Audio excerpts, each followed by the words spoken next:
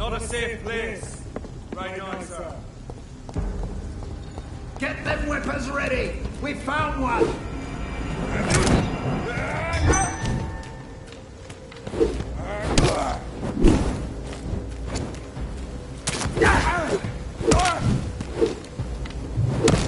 What's happening, team?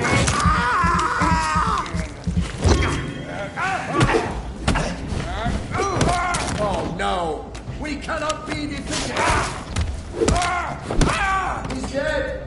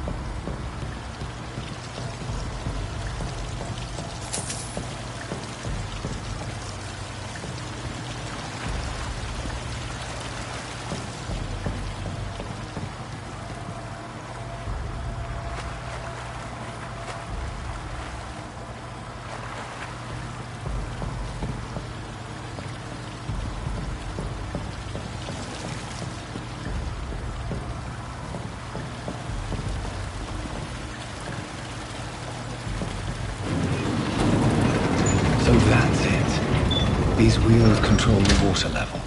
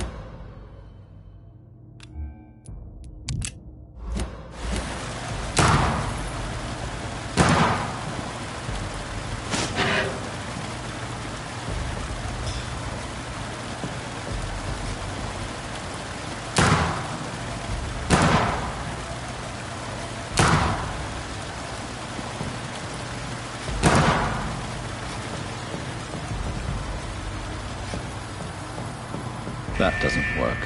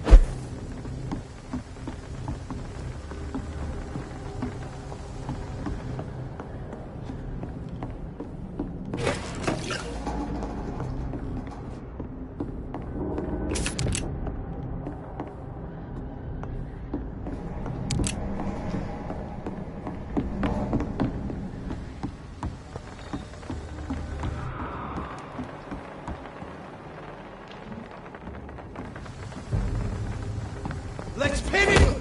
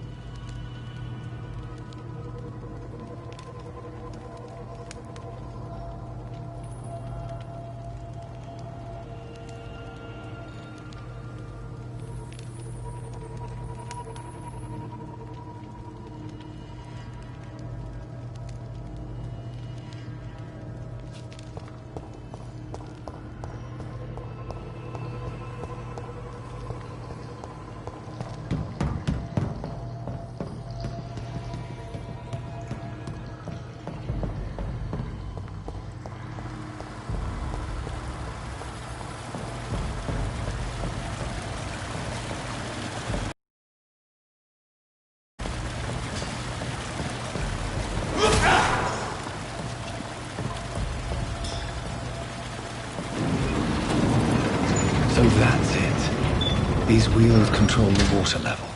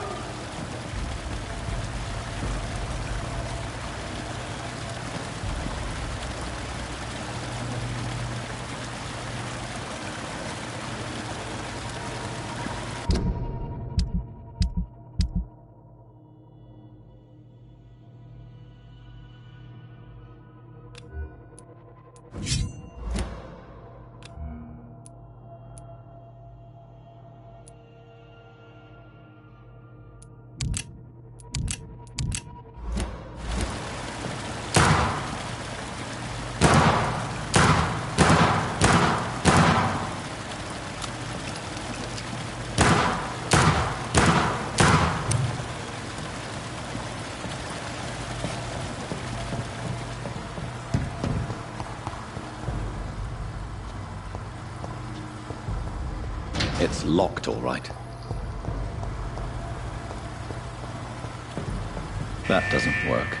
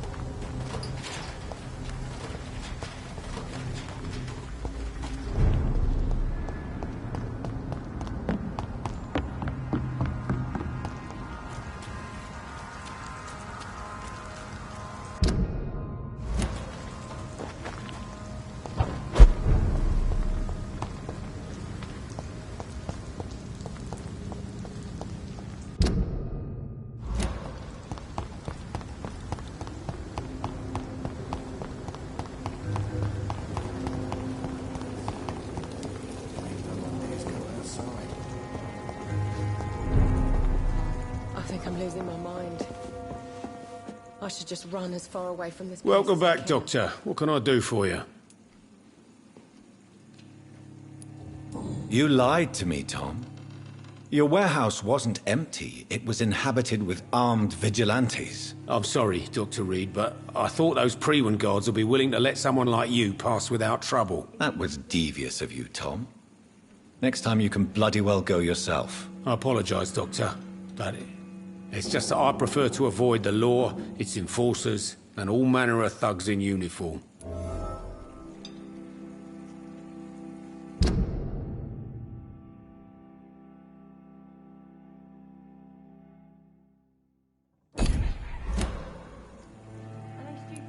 Here is your booze. I hope it will appease your customers. Just try not to kill anyone with this poison of yours. Believe me, Doctor, most of my customers are less agreeable when sober.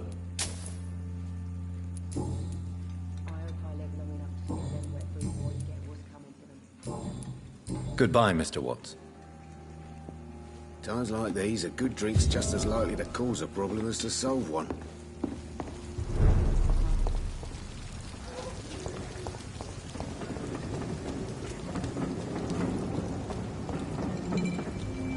Good evening, miss. I am Dr. Reed. May I ask you a few questions? Who are you? What do you want? As I just told you, I'm a doctor. From the Pembroke Hospital, actually. The Pembroke Hospital, you say? I ain't paying any bill left by Clay. I'm not here to collect payment, miss. Miss Edwina Cox. So what do you want then? Fancy buying something from me, maybe? Can I see what you have to sell? As long as you have money, I'll show you all I have.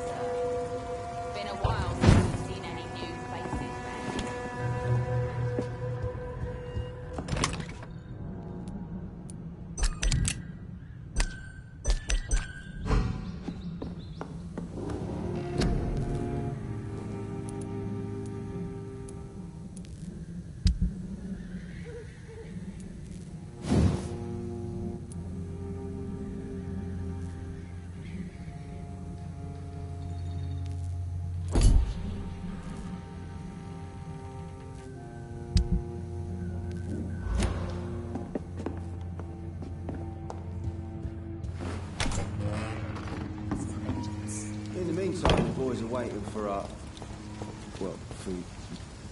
Good evening, Miss Cox. Hello again, Dr. Reed. What do you want? Can I see what you have to sell? As long as you have money, I'll show you all I have.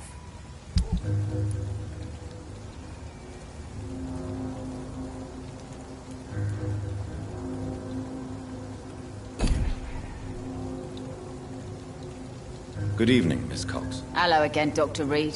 What do you want?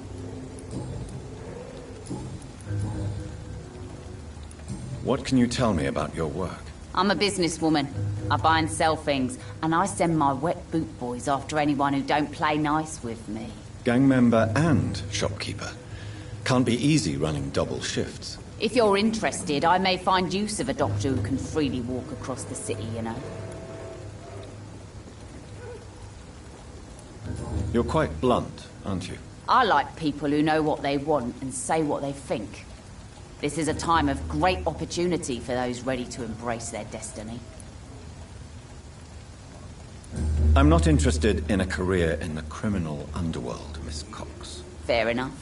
Stay away from us then, if you don't want to get hurt or worse. Since my return from the war, I don't feel that concerned by threats, knives, or even bullets, if you must know. That's exactly what that stupid trade unionist claimed after he attacked one of us.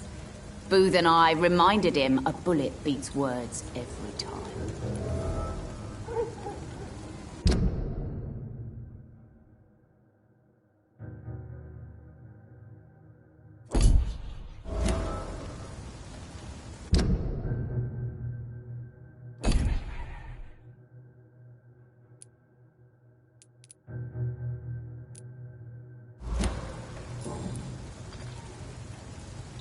What can you tell me about this part of town?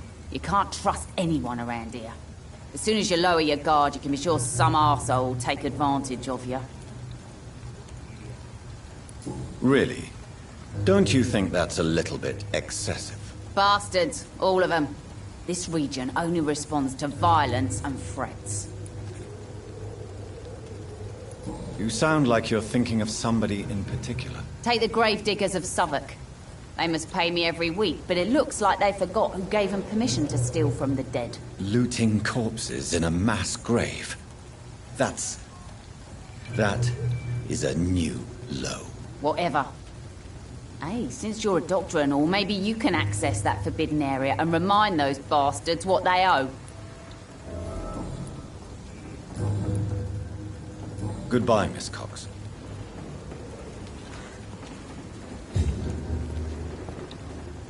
Pleasure.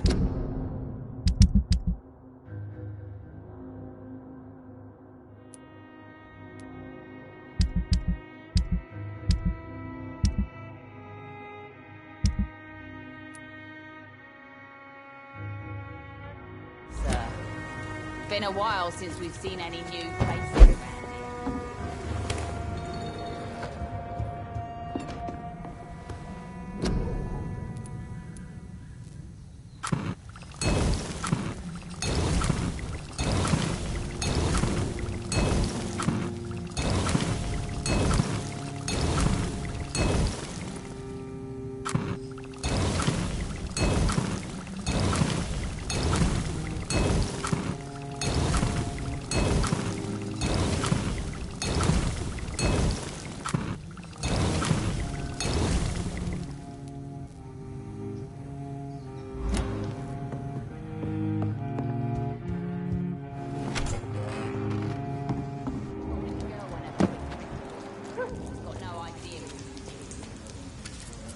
Good evening, Mr. Delaney. What? Oh, you're that doctor. Surely you must have had dreams and expectations when you were young, like everybody else. Sure. I wanted things to change. To really change, and to change for good. The bigger the dream, the harder the fall. Sounds like you were an idealist, which is honorable. No, sir. I was an anarchist and I believe that exclusive property is a robbery in nature. I wanted a new world to rise from the ashes, Dr. Reed. Do you really think the world is that bad? No, I believe we all can choose to make it better. But most of us are too weak, too corrupt and too guilty. I failed for sure, but others will come. I want to know more about your past as an anarchist, Dyson. I'm still an anarchist, Doctor, make no mistake. I just reject violence as a tool to change the world, unlike my comrades. Do you believe in a bloodless revolution, then? I do not believe in much anymore, Doctor. But I'll admit I like your idea of peaceful change. I like it a lot. Do you still see your comrades, then? Even if you don't agree with their methods anymore, I mean. No. I hope they'll come to share my point of view one day. I'll raise my glass to that splendid idea.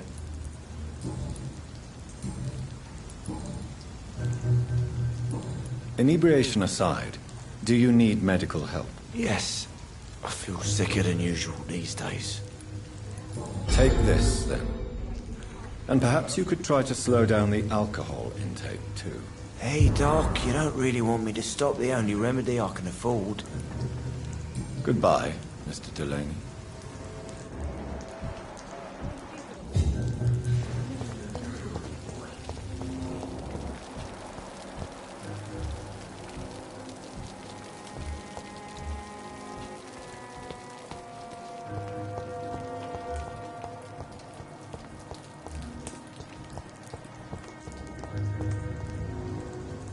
Hello, boy.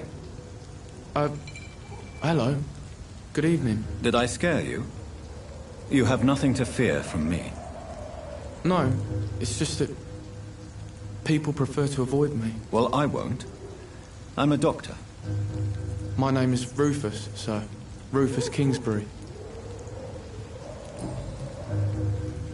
Are you alone? Where is your family? I don't have any. My parents are dead. So you have no home? You're sleeping rough? No. I mean, yeah.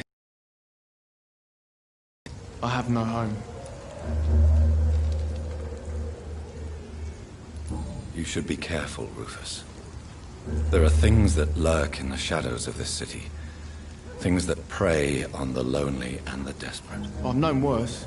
I'm not all alone. I have Mrs. Fishburne. She's been very kind to me. Why do you think she's so considerate? I can't say, sir. I guess she's a good soul. Sometimes it's like she replaces the mother I lost, even if we're not related.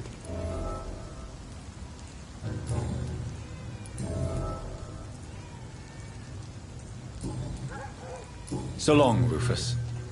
Be careful. Take care.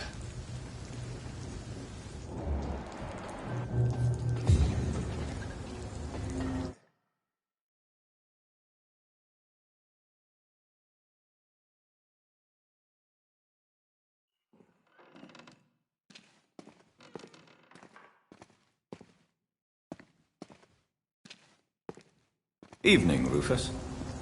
Evening, Mr. Reed. Do you need help?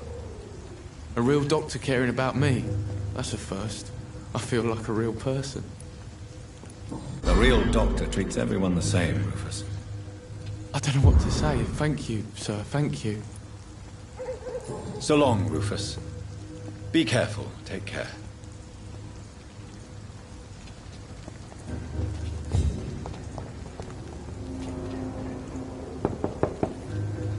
Good evening, madam. I'm Dr. Reed. Could I come in? Why? What do you want? I work at the Pembroke Hospital. I'm investigating the flu epidemic in this area. Oh, the Spanish flu.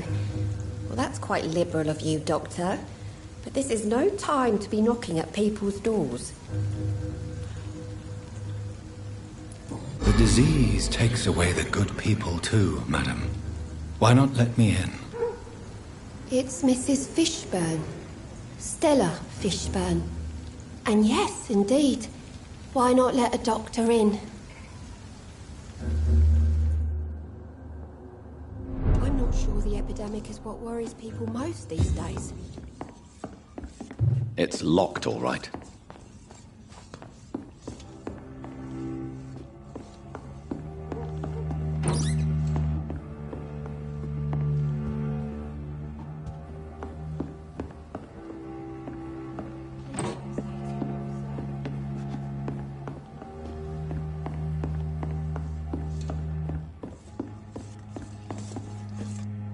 So you have questions about the flu, then? Yes, among other things. Forgive my rudeness at the door. It's just my son doesn't like strangers coming in the house.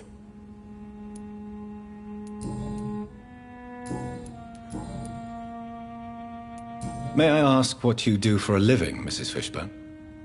Since my husband died, I worked at the Dawson Rope Factory, but it closed before the war. I occasionally help at the night asylum, in exchange for food. Did your husband die in the war? Oh no, my Jack was a docker. He died when my Seymour was just a lad. The poor boy saw his dad slip and fall from that scaffolding.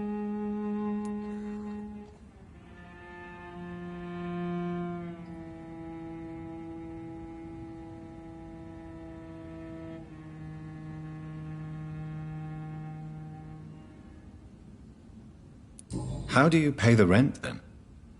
My Seymour works at the docks, just like his dad. He's very attached to the house he grew up in. It's not always easy, but we get by all right.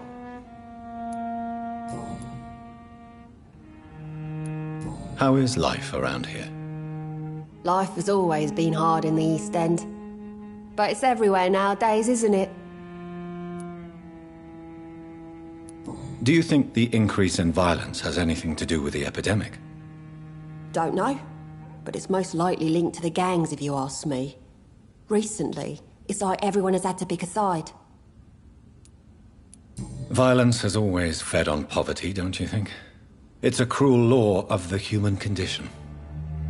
And selfishness is their rotten fruit. These days, you can just die in the gutter and no one will bat an eye. The orphan that regards you as a mother, please tell me about him, Stella. You mean Rufus? I wish I could do even more for the poor boy. Most people are so selfish. But you're not. Years may have passed, but I haven't forgotten how it feels to go through days with nothing but an empty stomach.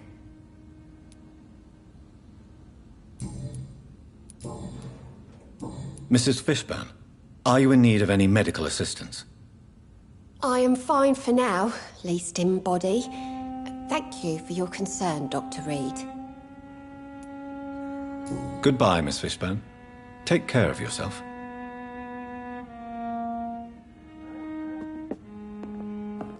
Let's grow eyed.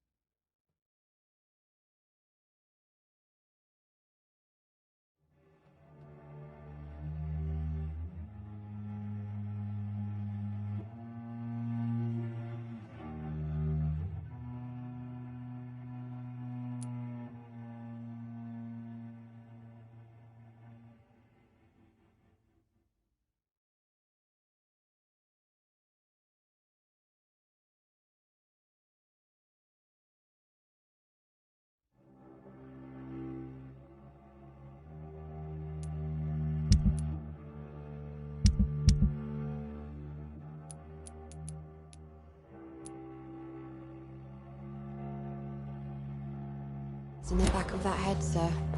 Gentlemen are easy targets in these parts.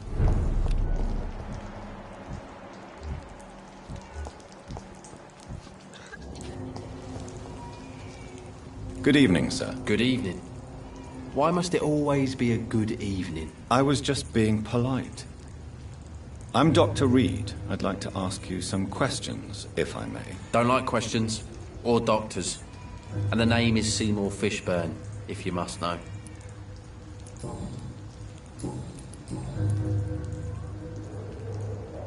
What's your occupation? I take care of my mum. It's what I do. She's the only good thing in my life. Even though I don't treat her so good. You seem upset.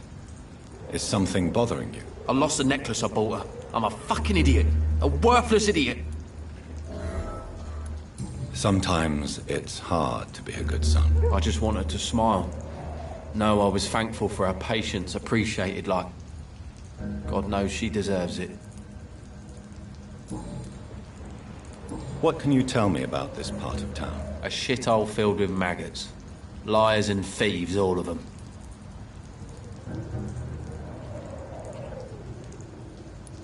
Are you thinking about someone in particular? No. Hate them all.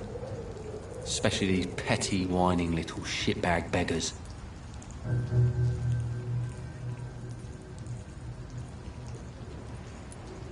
Is there no one who deserves your leniency, then? Well, Tom from our local is somewhat of a decent bloke.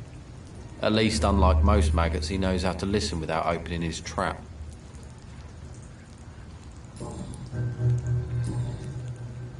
Goodbye, Mr. Fishburne.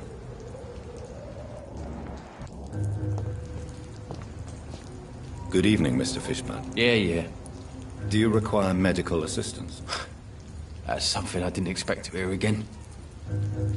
A doctor concerned with the health of his patients. Yeah. I could use some help. On several matters, in fact. I don't know which kind of doctor you're used to dealing with, but it's a doctor's purpose to heal people. And is it your purpose as well, Mr. Reed? I would say it's a convenient way for gaining people's trust. Goodbye, Mr. Fishburne.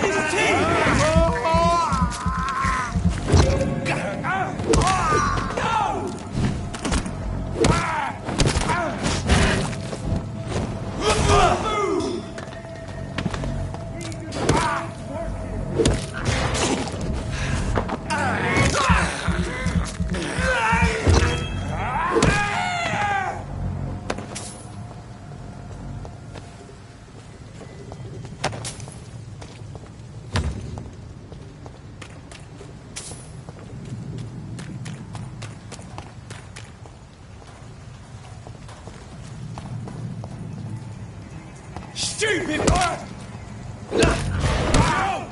Get back in the grave!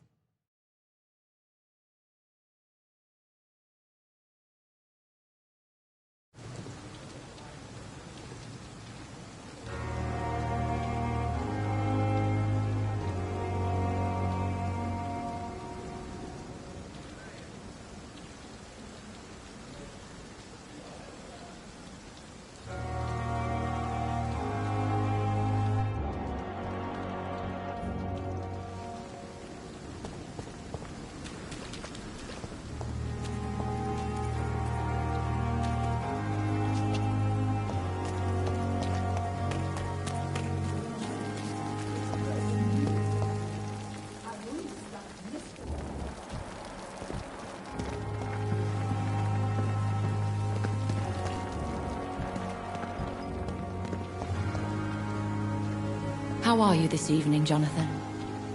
The scowl that escaped from the hospital is eluding me. He must be caught. Scowls are a risk to the balance we maintain. It needs to be stopped.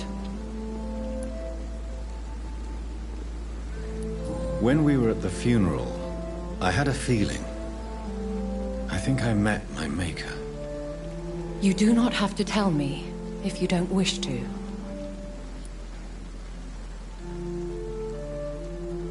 Should I not?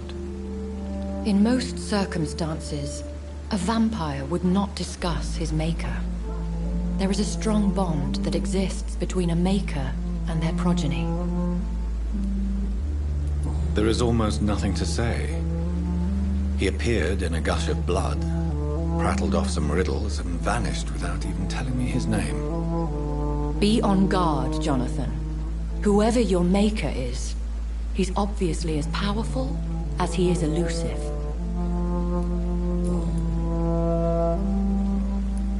You certainly hate skulls. No, not hate.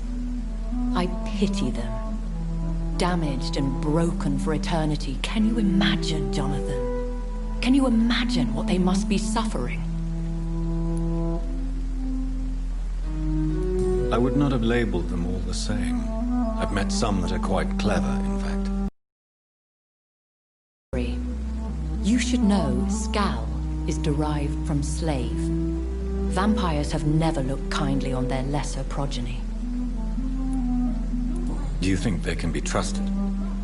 They are weaker than us in every sense. From their abilities to being able to control their hunger. There is a savagery in them.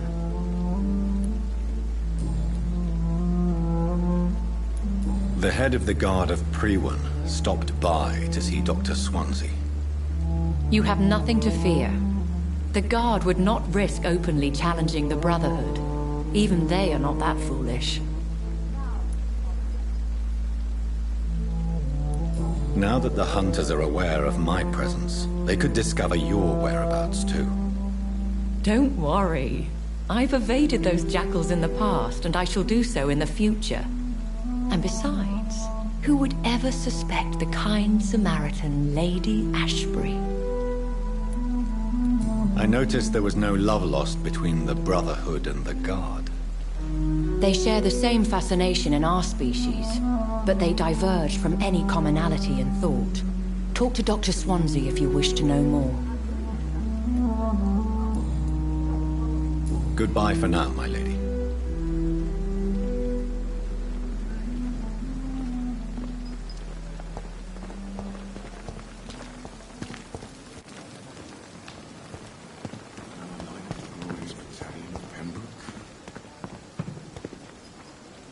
Good evening, Milton. Good evening, Doctor. Still trying to save lives? I'd like to see your goods. Wise choice, Dr. Reed. A reliable gun is what everybody needs these days.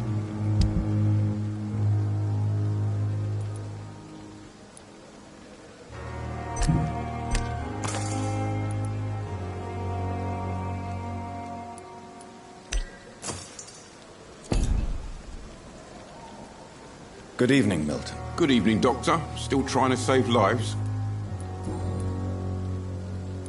What's going on between you and Nurse Hawkins? Pippa's tired. Tired of all this shit. Tired of all those corpses piling up. She's as depressed as I am.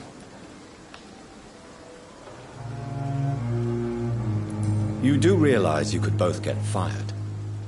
Hospital staff are not meant to have intimate relationships with one another. Come on, Dr. Reed. Do you know how many rules are broken in this hospital every day just to keep it running? There's nothing wrong with what we're doing. During the war, I witnessed a few couples just like you come together in difficult circumstances. It can be very damaging. Maybe you're right. But we support each other. And that's all that matters.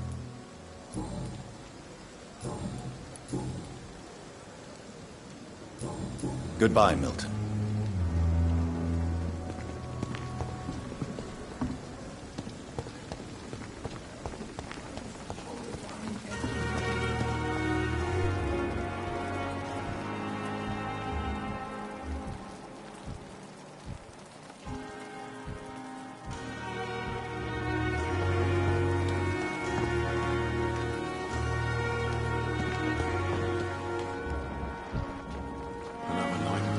Good evening, Nurse Brannigan. Good evening, Doctor.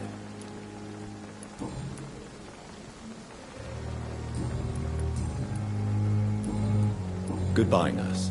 Call me if you need assistance.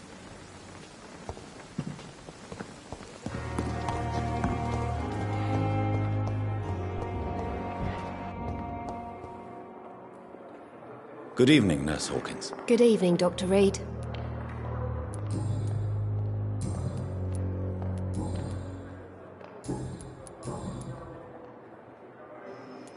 Pepper, I know you're very close to Milton Hooks. Yes, Milton Hooks is my man. If you want to report me for that, just feel free, Doctor. I have no intention of reporting you, Nurse Hawkins. But are you aware of the risks? The rules say I won't be allowed to work as a nurse anymore. But here at the Pembroke, we break rules all the time. Is he worth the risk? Hey, I'm no perfect woman, and Milton is not the finest bloke. But we do our best to get by. That's all any of us can hope for nowadays.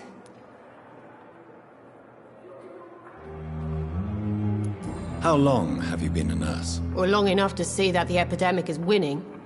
And no matter how qualified you are, don't tell me you'll change that. You'd be surprised what dedication can achieve, Nurse Hawkins. In medicine, sometimes we're just a test result away from a miracle.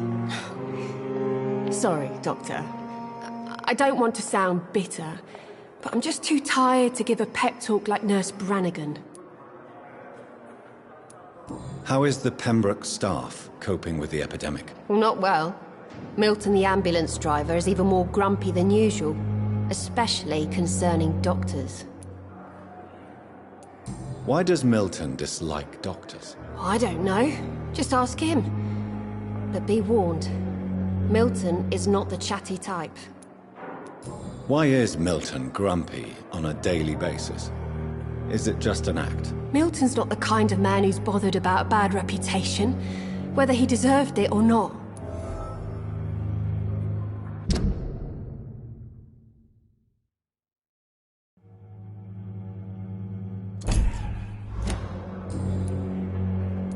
How would you describe his situation at the Pembroke Hospital? It's serious. The flu is wreaking havoc amongst the staff and patients. We are running out of everything. Nurse Hawkins, the Spanish flu won't last forever. Even the Black Plague didn't kill everyone. I wish I could believe you. But what if this epidemic was worse? What if in the end, nobody was spared? You must get a hold of yourself, Nurse. Sorry, I'm exhausted. No one has any idea when this epidemic will be over.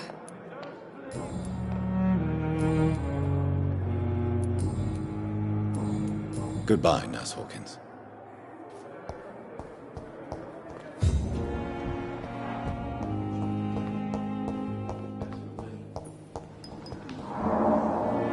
Good evening, Doctor. I believe we're going to be working together. Dr. Reed. Dr. Swansea informed us of your arrival, but I could not dare to believe we'd have such good fortune. Such an honor, sir. Thank you. And you are? I am Thoreau Strickland, Dr. Thoreau Strickland. I'm a great admirer of your work, Dr. Reed.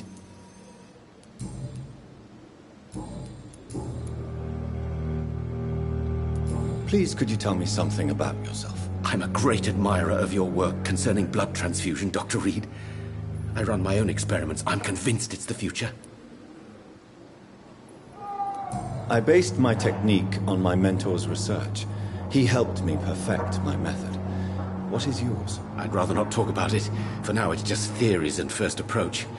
My process is purely experimental and unsuccessful. As long as you're cautious and methodical, you may remain empty-handed, but you won't fail.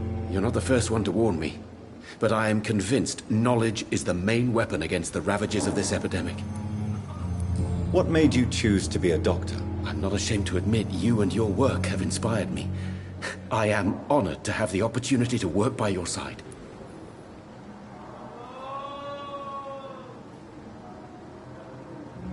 I'll give you some advice, but understand that nothing beats practical experience. which can be exhausting and solitary work. Of course, sir. And don't worry, I will never allow myself to be a burden, neither to you nor this hospital.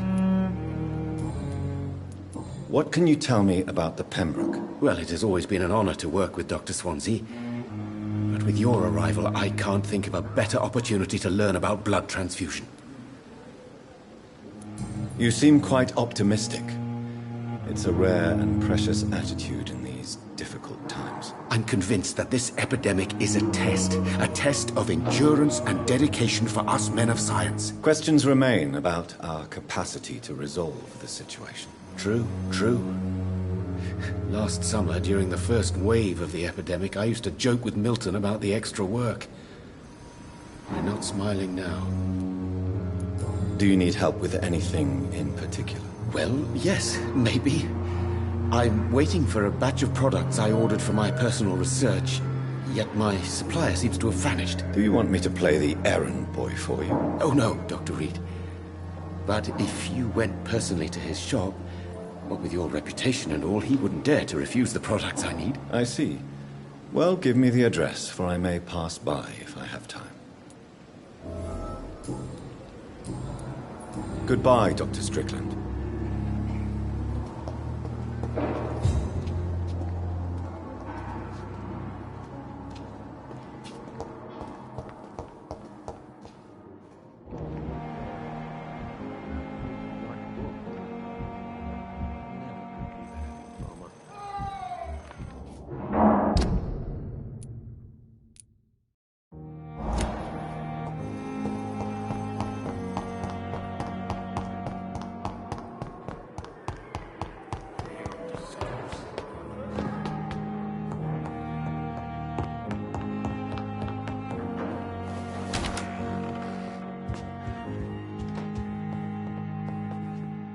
Jonathan, have you got any news about Sean Hampton? I'm still investigating. In the meantime, I have some questions. All right, just ask.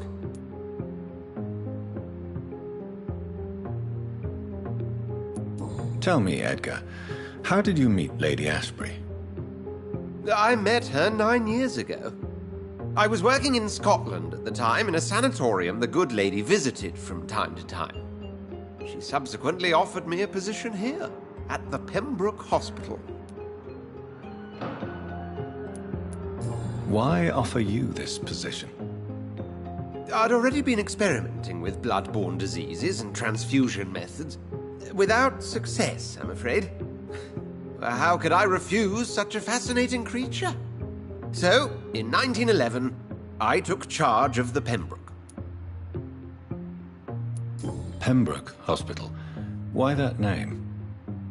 I'm not quite sure. I think it's meant to refer to the Earl of Pembroke. Perhaps it's someone she used to know?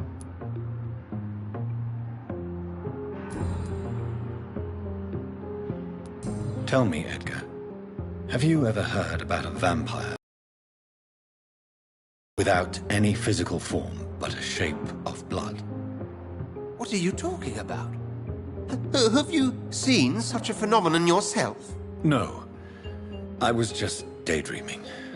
Since blood seems to be the key of our existence, I imagined what could be the ultimate state of a vampire. I see. Well, too bad you didn't see such a creature. It could have been a fascinating subject of observation. What is the antagonism between your Brotherhood of St. Paul's Stole and the Guard of Priwen? It is an old and sad story, Jonathan. The story of a betrayal and of a definitive schism. Who betrayed who? I suppose each side would tell you the fault lies with the other. This I know for sure. A long time ago, members of the Brotherhood chose to hunt down vampires. How many are you in the Brotherhood? You mean today? Not many. A dozen, perhaps even less since the war. We are scholars, Jonathan. We favor quality to quantity. Tell me, Edgar, have you ever heard about a vampire made of blood? I mean, without any physical form, but a shape of blood.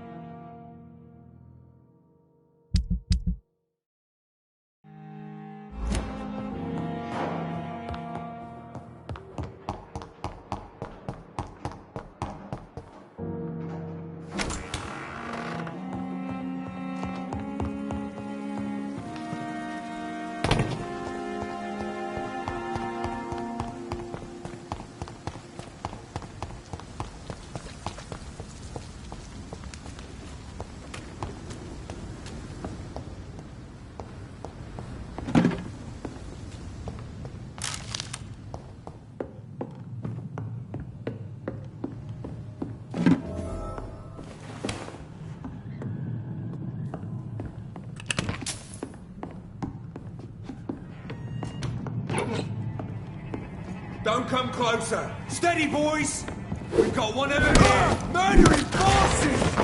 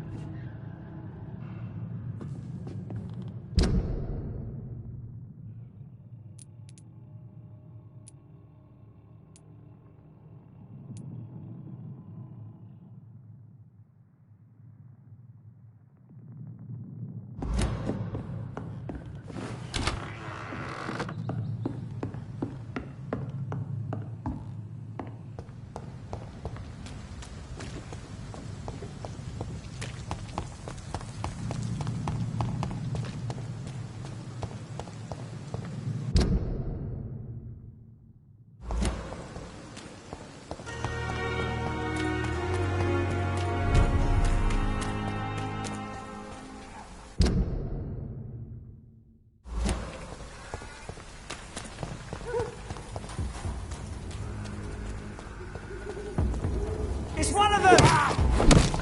Burn it, boys!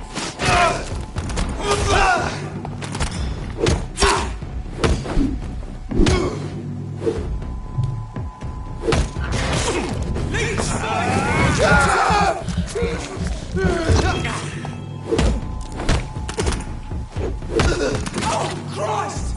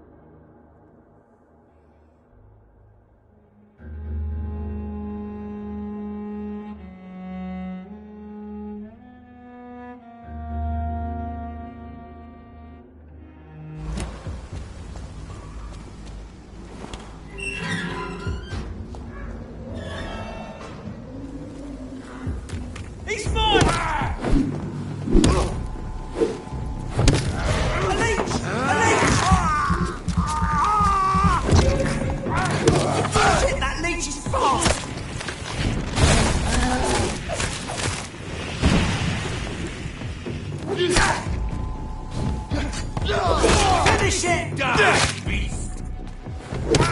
Bloody monster!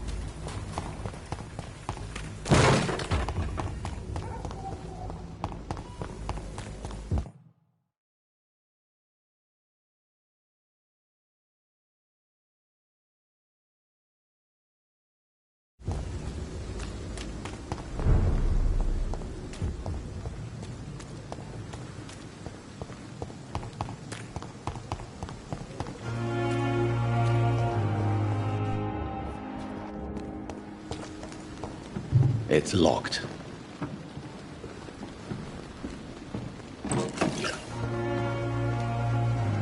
Good evening. I'm Dr. Reed. Always a pleasure to meet a colleague, sir. Especially when he was supposedly dead. A colleague?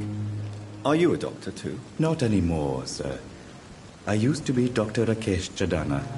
Now, I'm just Mr. Chadana, pawnbroker and humble guardian of this morgue. What do you mean, you used to be a doctor? Was your license revoked? No, sir. It is just that I like to be precise. I run a little pawn shop while taking care of the dead. But I used to be a real doctor.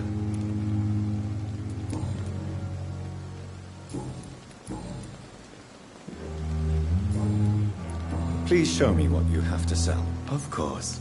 It's just trinkets and curios, really. But I'm sure they can be useful.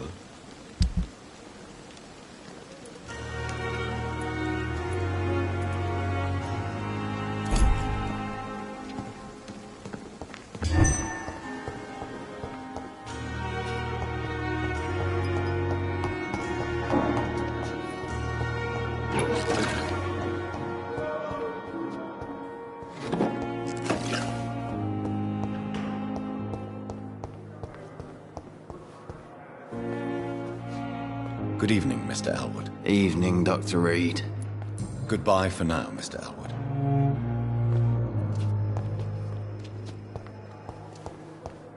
I wonder why the gospel's... Good evening, Miss Halcroft. How are you tonight? I need blood, Doctor. Warm, rich, vibrant blood.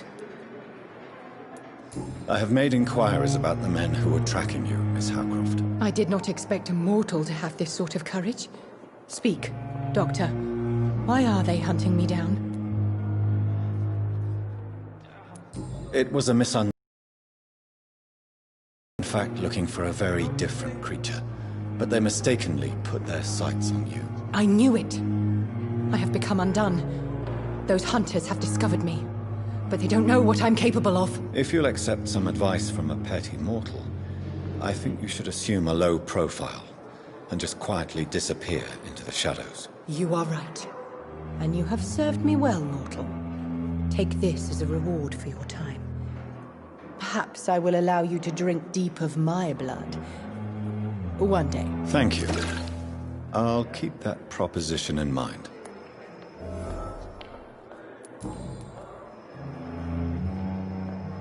Tell me, Thelma, why do you feel so attached to Mr. Elwood?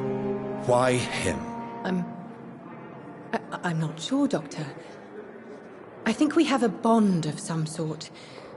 We've both suffered so much.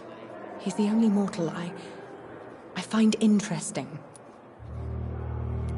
Would you say you and Mr. Elwood are romantically involved? No. No, Thomas is a delicate soul. Even though he disguises it. But I am not the woman he needs. No, for I am a vampire, Doctor. Do you plan to make him a vampire too? Of course not. How could I inflict my curse on anybody else? I'm not that cruel, Doctor. Tell me, Thelma, what do you really know about vampires? I saw one and he saw me. I watched him hunt and kill. I saw his terrible wounds heal as his victim died. And then I knew I was saved. You mean you actually saw a vampire? Here.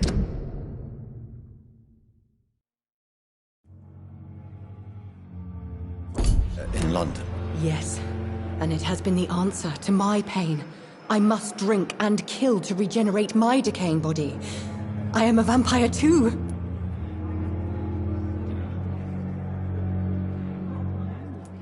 No. You are deluded. You think you crave blood, but you have no physical need for it. You have no idea what that is like. But what am I feeling? It cannot only be in my head. I know my flesh is rotting. I feel it. It disgusts me.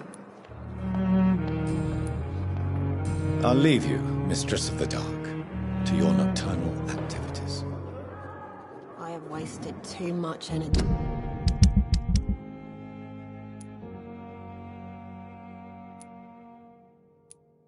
For so little result. Good evening, Miss Halcroft. How are you tonight? I need blood, Doctor. Warm, rich, vibrant blood.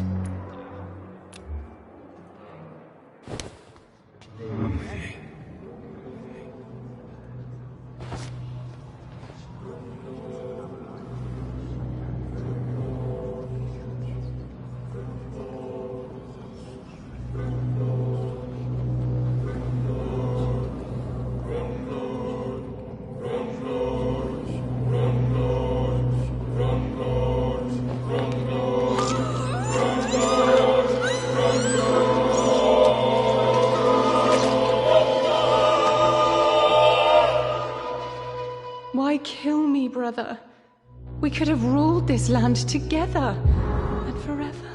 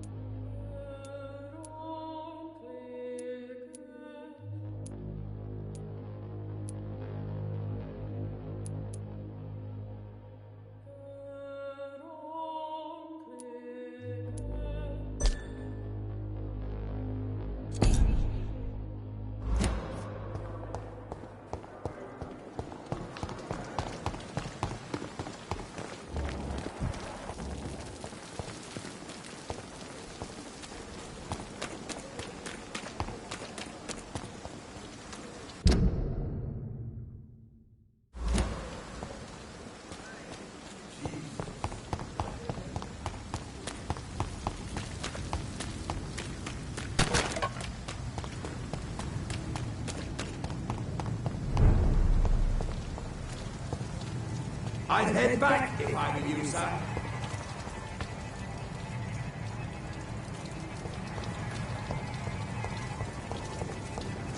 Over there! There's one of those vermin!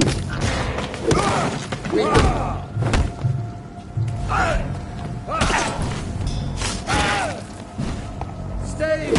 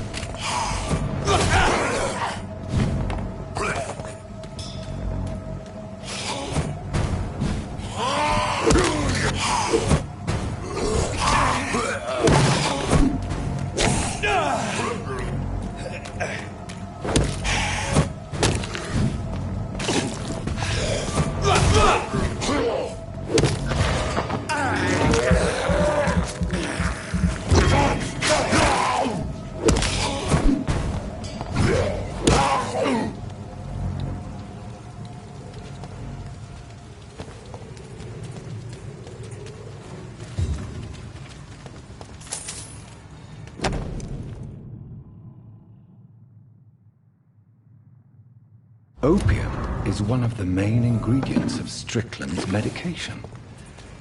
Never a good move.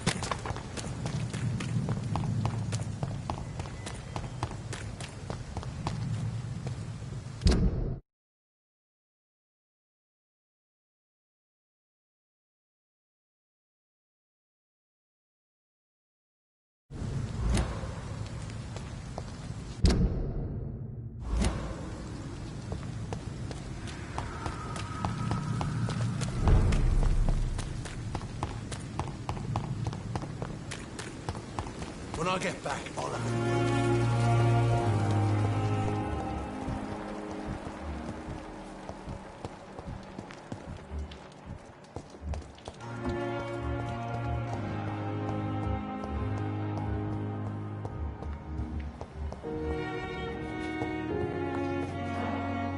Good evening, sir.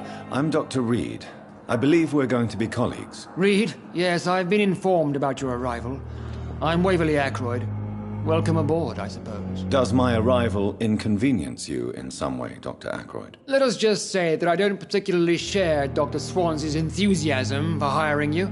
What we need here are reliable professionals, not overrated dabblers.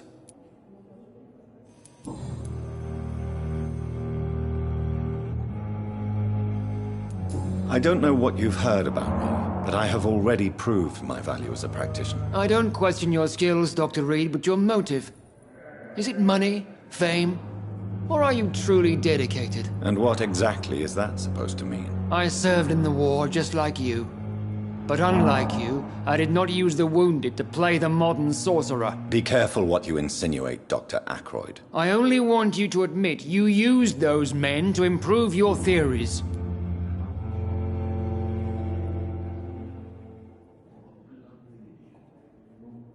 I don't see any reason why I should justify my actions to you. That's true, Dr. Reed. The only judge has to be yourself. The question is, are you judging yourself hard enough?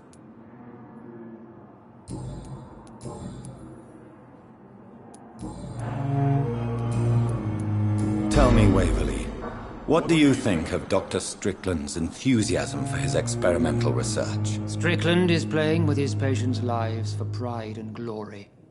Now that, sir, is unethical. Are you thinking about something in particular? Harvey Fiddick needs delicate surgery. I believe we should stick to the usual procedure, but my young colleague obviously disagrees. And are you not afraid that your rivalry with Strickland may be blinding you? Rivalry? I guess you could call it that. But I will never be childish enough to let my personal feelings affect my judgment. Why do you wish to lead this surgery? I strongly believe that Mr. Fiddick should not be butchered to test an unproven procedure.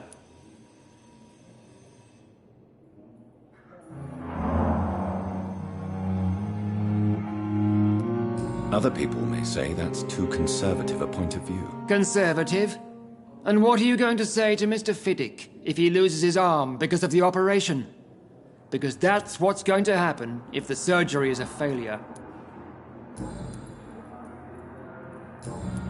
Thank you for your time. We'll talk later.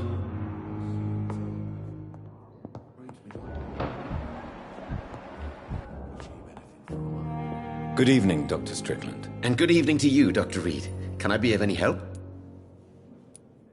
I located the shop, but it was vandalized, and the owner is missing. All I found was your order. I was afraid of such bad news. People are so desperate they're ready to burgle a shop for drugs. That's quite a list you ordered. Opium, sodium hypochlorite. It can't be just headaches you're trying to cure. This dreadful influenza, of course. I already ran some tests on hopeless cases. Without success, I must admit. Do you realize you could create a lethal poison without the correct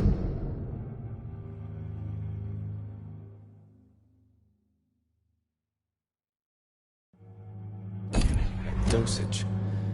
Then there are the legal ramifications. Is this not true of any medical substance, Dr. Reed? However, if you would agree to improve it, I'd be glad to accept your help. As long as you promise to be scrupulous with your experiments, I may try to gather these substances and even help improve upon the mixture. That's all I'm asking for, Dr. Reed. That's all I'm asking. I want to know about these secret tests you run, and if they can save people from this epidemic. Speak to me now, Thoreau. I know I may sound presumptuous, but I'm just following your steps, Dr. Reed. I'm casting away the shadows of ignorance by daring to face them. Self-confidence is essential in our line of work, my young colleague, but only if tempered with the correct amount of cynicism. But you never doubt yourself, Dr. Reed. I've read all your articles and books. You performed the most daring research during the war.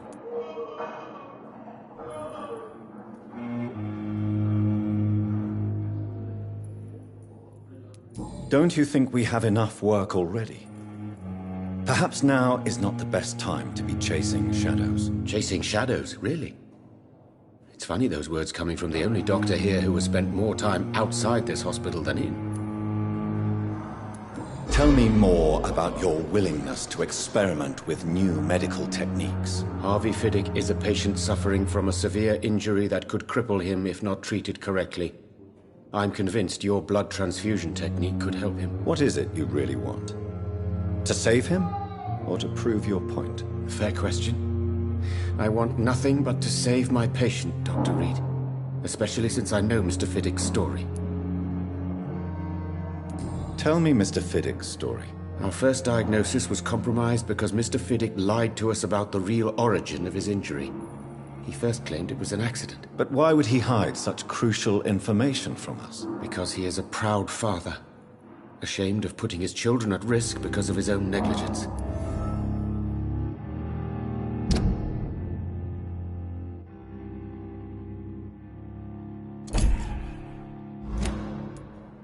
This personal involvement could also appear to be a lack of impartiality. You must know that a good surgeon must remain neutral. I agree. But that does not excuse Dr. Aykroyd's behavior. A man who did not even take time to converse with his patient. Do you think keeping his distance was a mistake? All I know is that I'm taking care of human beings with desires, hopes, and fears. Not some biological machine comprised of blood, bones, and flesh.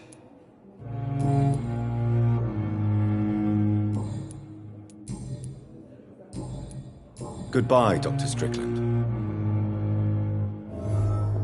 I can't let Strickland put his patients at risk with opium. Perhaps an adjusted formula will deliver more of a placebo effect.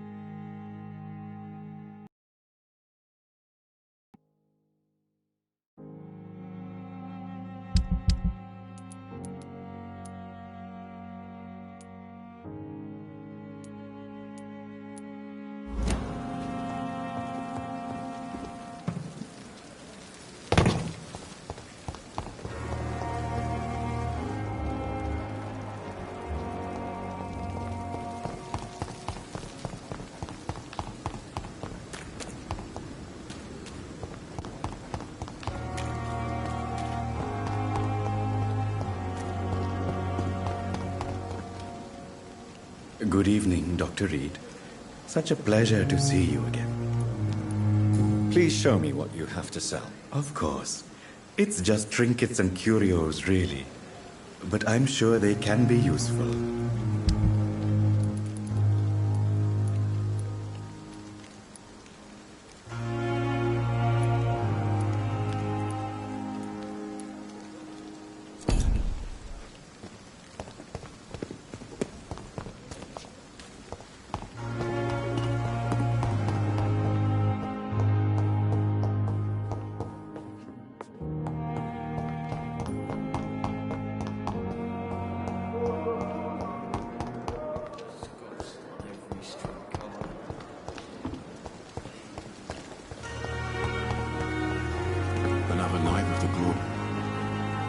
Good evening, Milton. Good evening, Doctor. Still trying to save lives?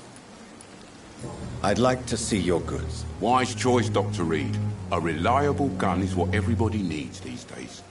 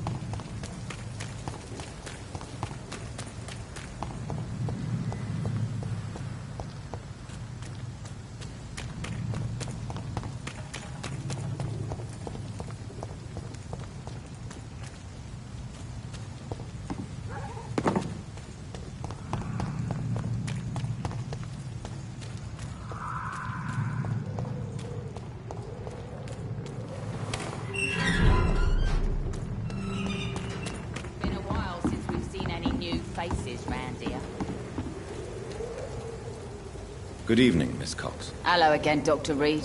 What do you want? Can I see what you have to sell? As long as you have money, I'll show you all I have.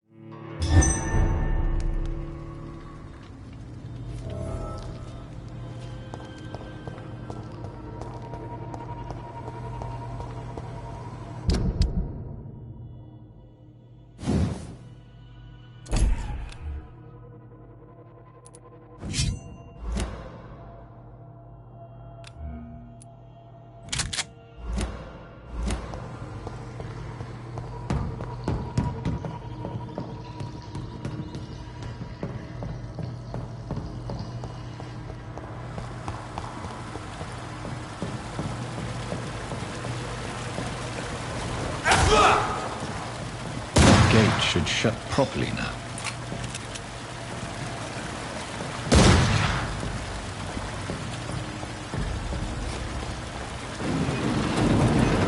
So that's it. These wheels control the water level.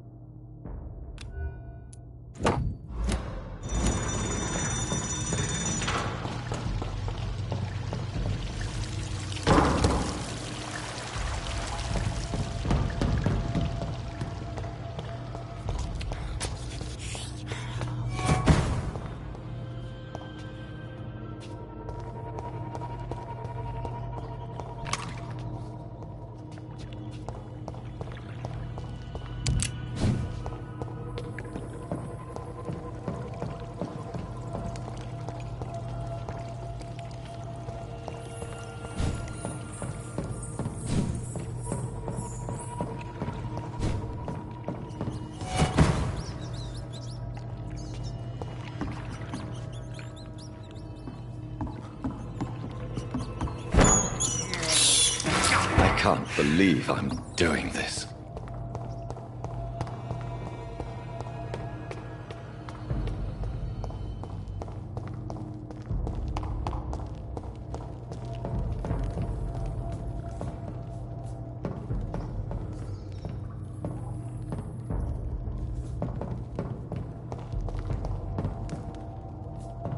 I cannot enter.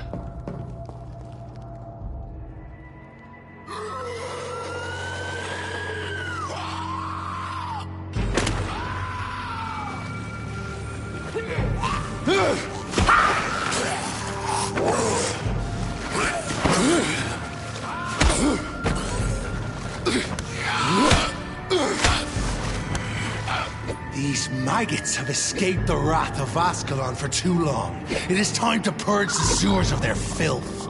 You again! The one they call the sewer dog. Hold your tongue, newborn, or I'll crush you like a maggot. You've let the beast consume you. Finally! A touch of lucidity. So learn to respect the laws of Ascalon!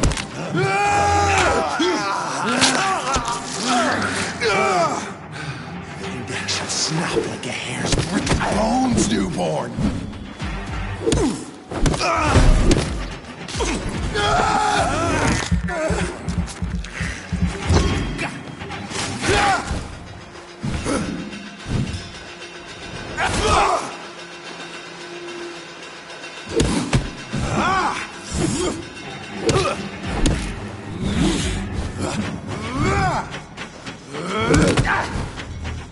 Whence you vanished, I'll slaughter these scalds while singing your name!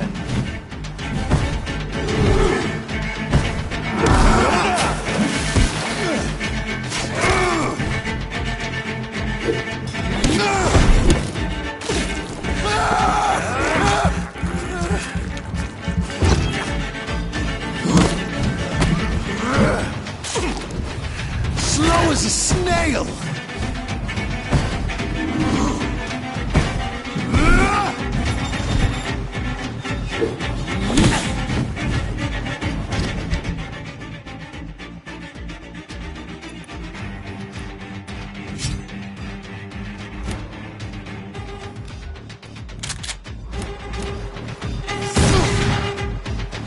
I shall tear thee apart and spill my blood to the pissing wells! Your blood is now mine.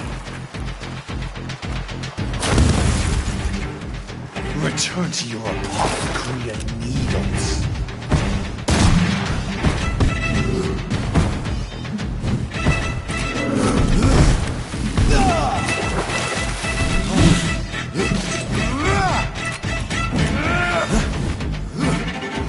Power you cannot.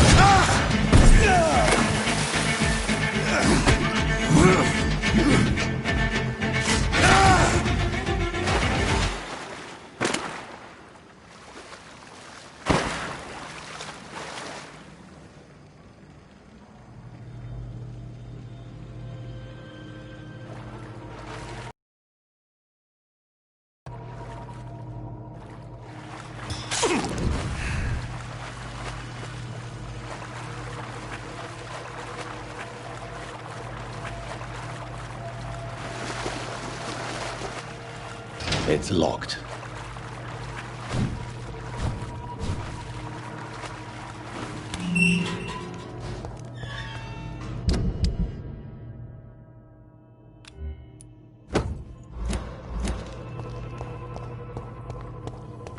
At least one Skal escaped Fergal's wrath.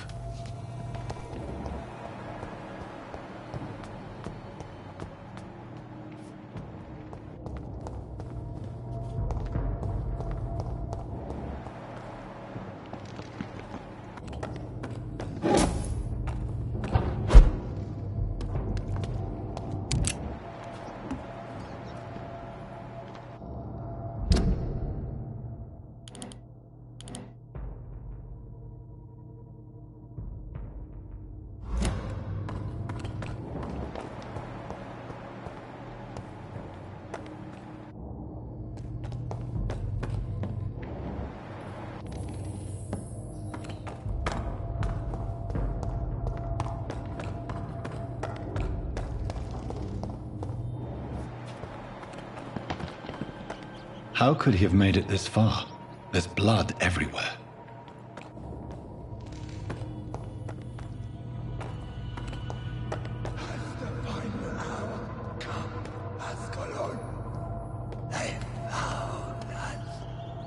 No. Safe we are, still. Drink now. Bless you, Bridget. This isn't the blood of a vampire, but it will quench your thirst.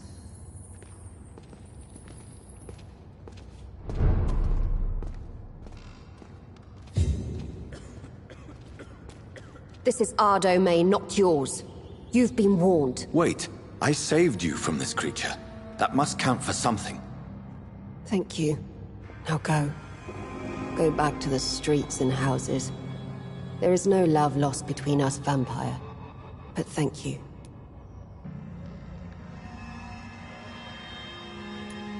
Sean Hampton sent me here. I believe he wanted me to find you. Who are you? If you must know, they call me Old Bridget. And this shelter is where we live. I'm Jonathan Reed. I'm a newborn Ekon. I'm afraid I'm not sure what's going on. I shall not bend a knee, young Ekon. But I sense your pain. Ask, and I will afford you my attention.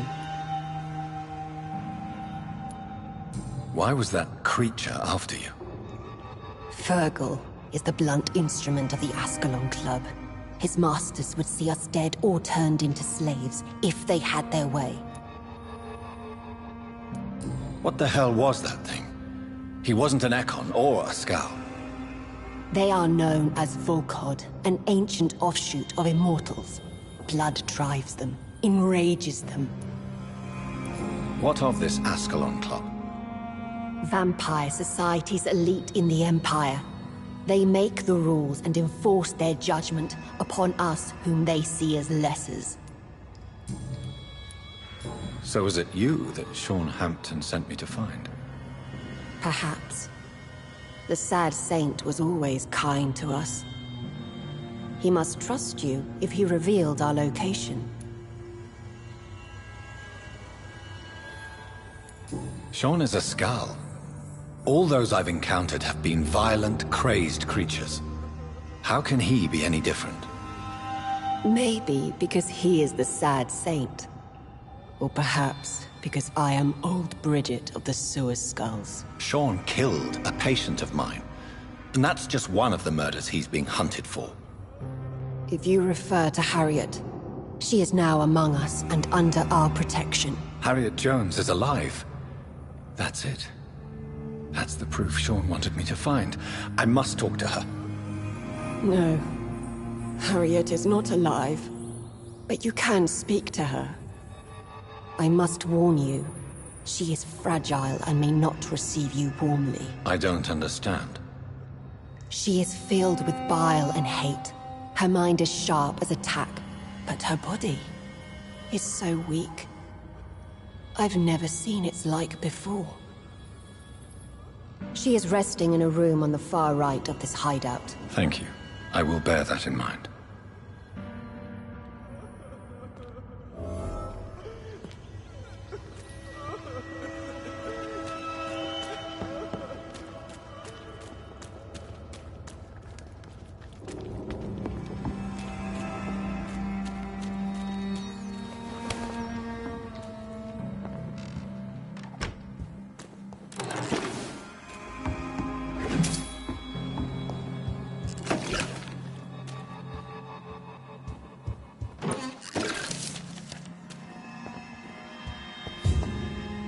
Hello, Harriet. Do you recognize me? Yes, you were from the Pembroke Hospital. The young doctor. So full of secrets. I've so many questions I need to ask you, Harriet. If you would. I love questions. As for the answers, you may not like them. How do you feel? I can't see. I can't move. My body's burning. I feel as if I'm dying over and over again. Have you tried to eat or drink something? People here tried to feed me, but I'm just not hungry. I don't have the strength. Does the pain ever stop? It is not pain I feel. It's like I can't stop feeling every inch of my body. But at the same time, each muscle and bone is the wrong place. Your room, the blood. What brought you to fake your death in such a gruesome fashion? To see if I would be mourned.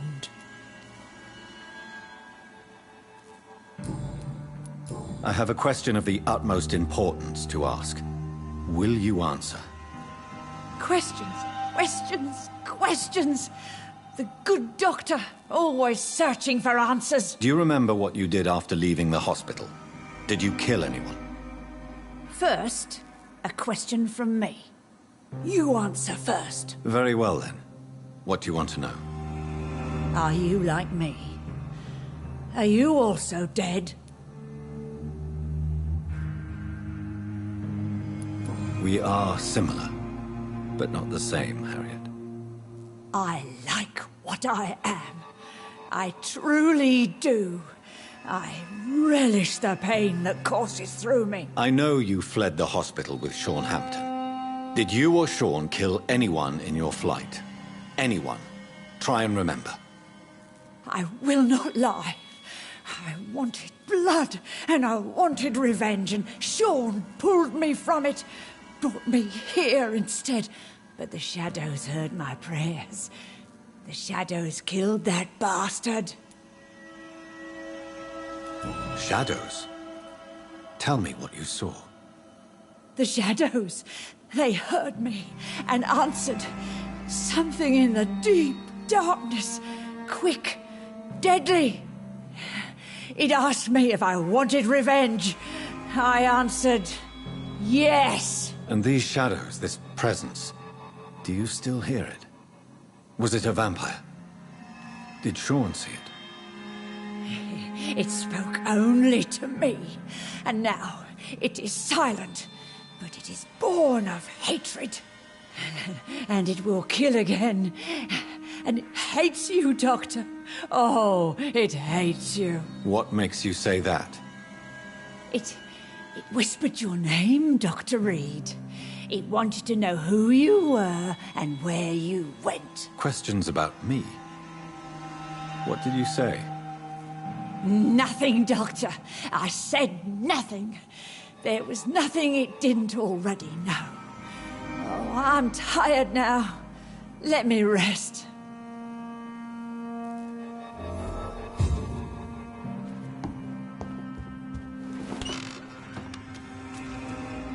Have you found the answers you were looking for, young Ekon? There is too much left unanswered.